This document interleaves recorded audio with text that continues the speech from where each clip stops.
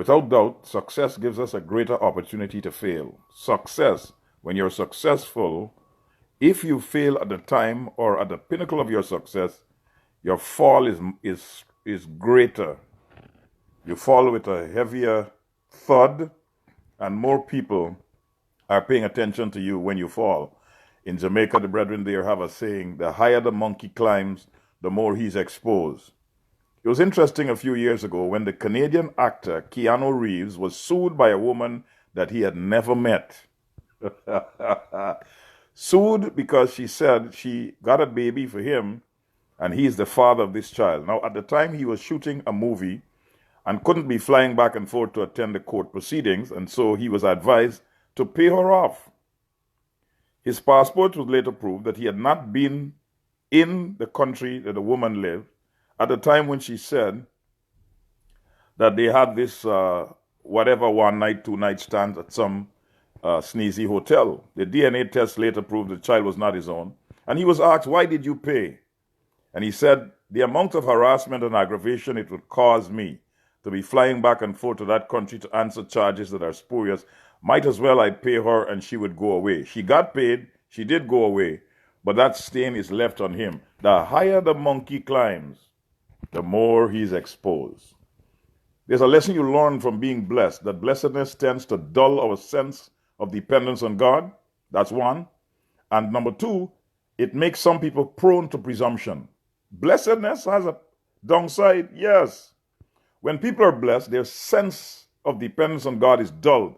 They no longer depend on God because they have the credit card they can swipe. They no longer depend on God because they have the connections, they have the cash. They don't need God anymore. They don't have to pray like before and depend on Him like before. And secondly, some are prone to presumption. I'm too blessed to be stressed. I'm too blessed for God to, yeah. And they go on and on and on. You got to watch that. And then the other thing too, the further along you get in God, the more attacks on you and your family. When you rise higher, you become familiar now with the barbs and unwelcome distractions, oppositions, oppressions of the satanic world. We who have to fight in the front line, we are commissioned for that battle. And so deliver us from evil is a vital part of the blessed life. Because in the battle, you can be battle scarred, you can be battle weary, and you don't only pray for God to give you strength to endure the fight and to win in the battle. This is just one side of it. Deliver me from evil. Keep me from evil. Prevent me from walking into the assault of the enemy is also a very good strategy. Keep the devil at bay. Sometimes the most effective war may very well be that you ask God to make it so that you don't have to fight at all. Lead me not into sore trial. Lead me not into temptation, testings and trials, but deliver me from evil. In the prayer of Jabez in 2 Chronicles 16 and 9, Jabez had some things to say to God with regard to keeping him from evil. 2 Chronicles 16 and 9, it says, for the eyes of the Lord run to and fro throughout the whole earth, to show himself strong on whose behalf?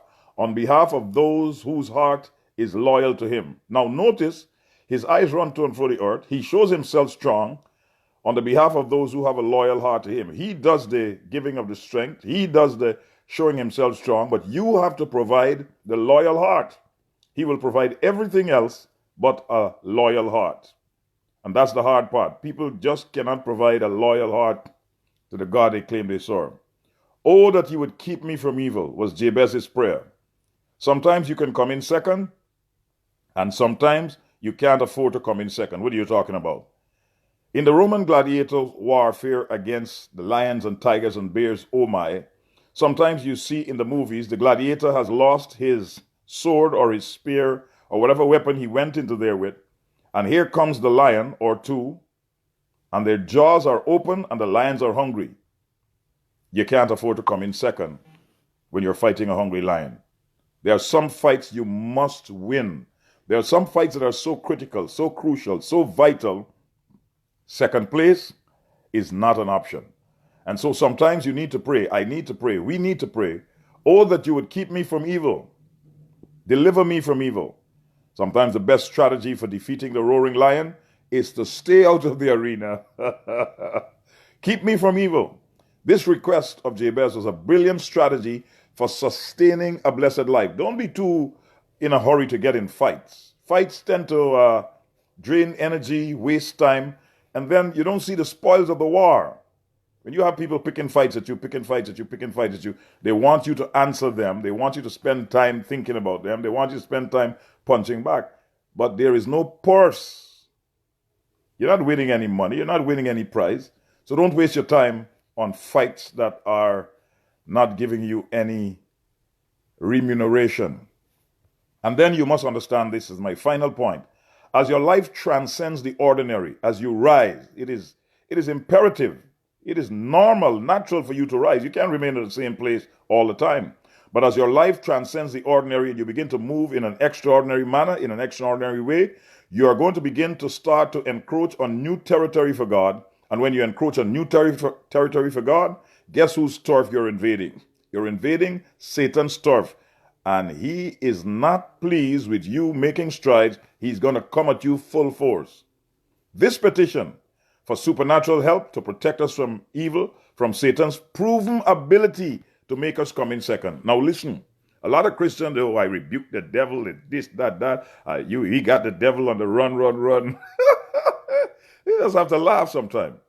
There's something you need to know about the devil. He's an anointed cherub created by God with supernatural power, and he has had at least 6,000 plus years of proven ability to make human beings come in second. The mighty Elijah who roared, "If God be God, called fire down from heaven." He was suicidal not long after that. Satan has a proven track record of putting a whooping on the best and mightiest of those that serve God. So don't go taking him on ad hoc and willy-nilly. The petition is for supernatural help to protect us from Satan's proven ability to make us come in second. So pray when you pray. Say, deliver us from evil. Make it so that I don't have to come into contact with this devil.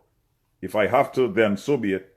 But I'm not spoiling for a fight, looking to find demons, trying to deliver us from evil. For thine is the kingdom, the power, and the glory, forever and ever. Amen. This is the day the Lord has made. The boom is out. Hi, Natasha. How you doing, girl? Hi, Tyrone. God bless. Have a great day, everybody.